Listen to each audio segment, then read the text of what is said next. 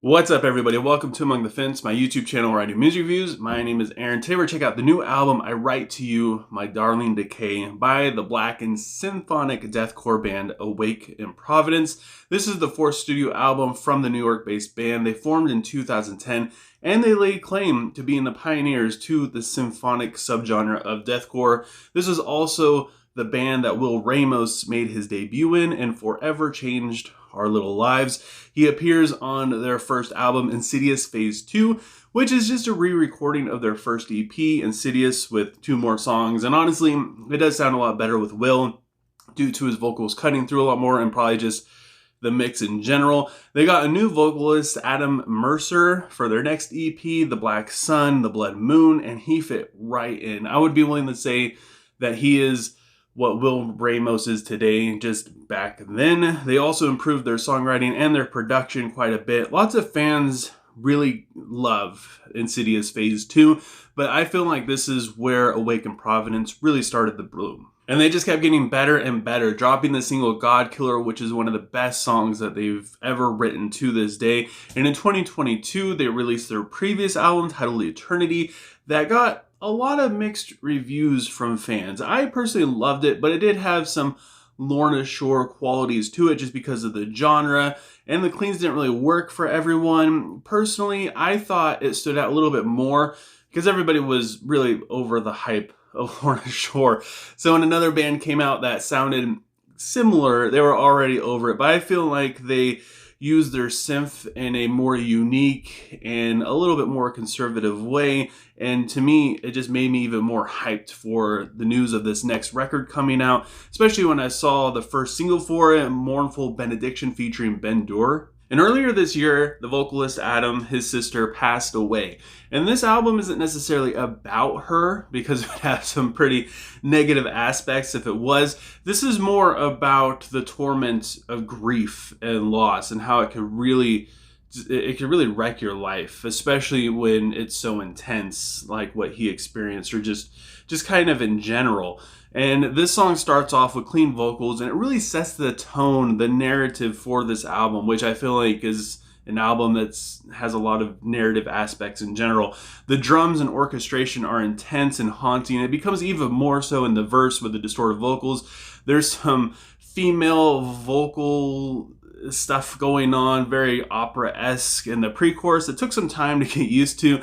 The blast beats go absolutely hard, especially in the breakdown, and the second verse has an insane riff. And I love that the synth doesn't necessarily drown anything out. It just adds another layer to it, which is what it's supposed to do. And of course, Ben, with his feature, he sounds like a demon. Just when you didn't think this song could get any heavier, it punches you in the face. And the next song, Agonophenis, I believe that's how it's pronounced, meaning bound agony. This song doesn't hold anything back either, opening with vocals that are right in your face and some intense drum work.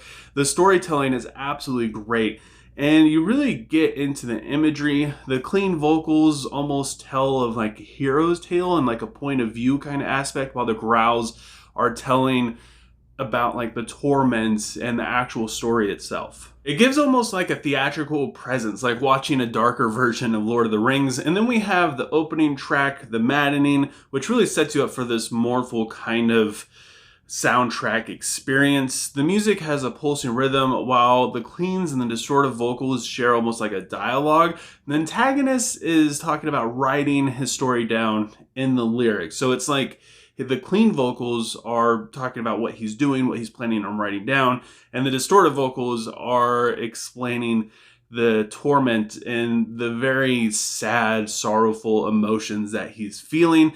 And then there's more female vocalization, almost like, again, opera, which adds a whole nother layer to this song.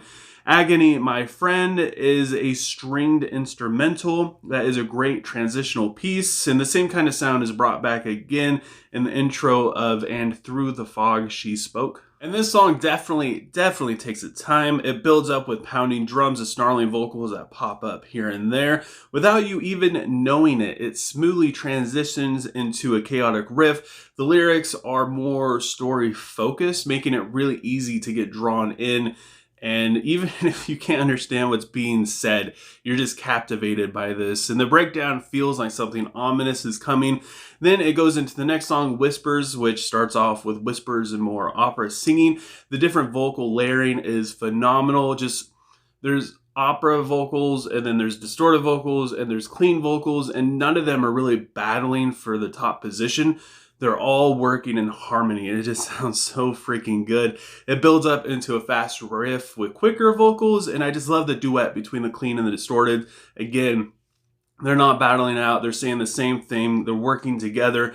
And the clean vocals to me stand out so much in this, making you want to go back and keep hearing them.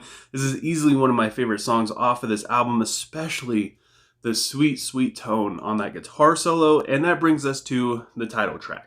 Being barely under 8 minutes long, it is the longest song on this album, and at this point, the antagonist has lost everything. And the enunciation and the distorted vocals is great. Normally, throughout this album so far, you haven't really been able to understand much at all, but at this point, you can really understand it. So it gives it that aspect of more anger, like he's trying to sing, but he's under so much pain and despair to where his vocals are cracking, and it just sounds so good. It goes back to the narration aspect of the story too, and even the clean vocals are pushed just a little bit more, adding more emotion. Normally they're really chill and calm, and in this you could feel again the emotions getting to him, and he's starting to push a little bit harder. It reminds me a little bit of for those of you who watch anime, it reminds me of Berserk at the end, Griffith's torture and just all the horrible things he went through. That kind of reminds me of, like, I just get images of that when I'm listening to this. And this song doesn't feel long at all, to be completely honest. It really keeps you on edge, waiting to hear what's going to come next. There's going to be more distorted vocals, a breakdown, more orchestration, more opera singing, cleans, maybe all of the above. You just don't know. It seamlessly transitions to the next song, the Unbound, with not just opera singing, but opera style music this time. And the growls when they come in are so low. They almost sound inhuman at times, kind of like Dickie Allen when he was in Infant Annihilator. It seems like he's trying to reanimate his long lost loved one who still speaks to him, almost like he's being haunted by the fact that she isn't there anymore. And the cost of this is just so brutal. And again, the cleans are almost like an inner thought explaining what it is he's doing, while the distorted vocals tell the horrific story and just the immense, just sad emotions that he's under. And then it goes straight into the heavy hitting Peridia.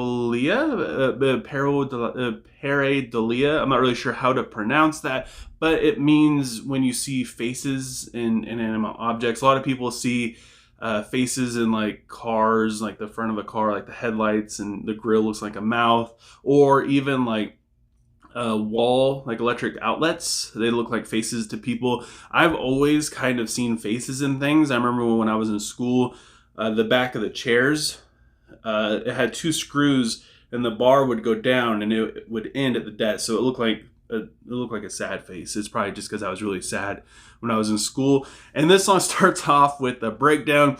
It seems like he's willing to go to hell to basically find her, and you can hear it in the vocals too.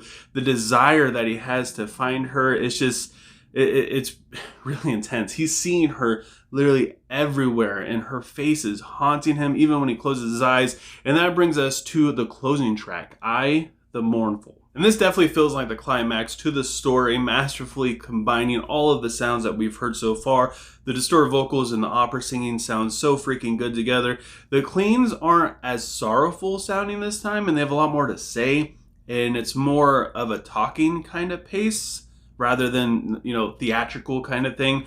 And I really wish he would have done this performance sooner. It's almost like he's accepted his fate though, so I feel like just the change in the vocals makes more sense in terms of the story. We also get the first traditional, just straight up down tempo breakdown, which sounds so good. It's the best ending I could have expected for this album.